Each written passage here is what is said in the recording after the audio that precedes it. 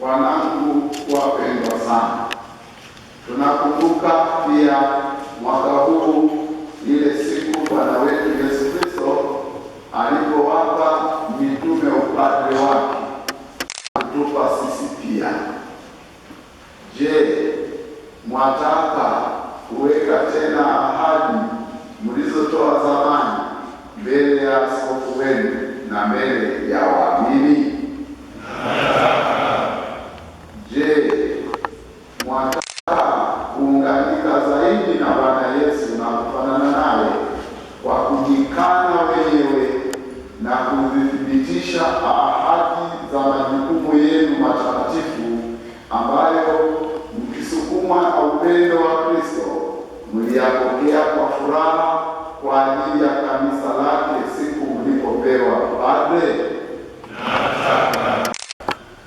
Je, mwataka kuwa wagawaji waaminifu wa mafumbo ya Mungu kwa njia ya Ekaristi Takatifu na maadhimisho mengine ya kiliturujia na kutekeleza kwa uaminifu jukumu la kufundisha, mkimfuata Kristo aliye kiongozi na mchungaji, sio kwa tamaa ya mali, bali mkisukumwa tu na juhudi ya kutaka kuwaokoa watu?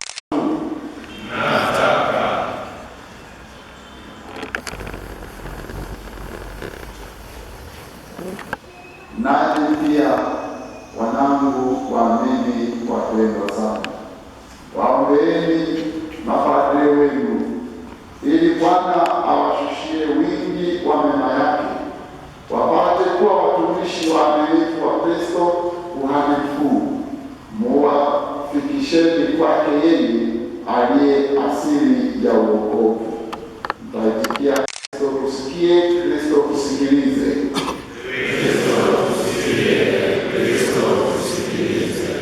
Niombeeni na mimi pia nipate kuwa mwaminifu katika jukumu la kitume nililokabidhiwa katika unyonge wangu, niwe kati yenu siku kwa siku mfano ulio hai na mkamilifu zaidi wa Kristo aliye kuhani, mchungaji mwema, mwalimu na mtumishi wa wote.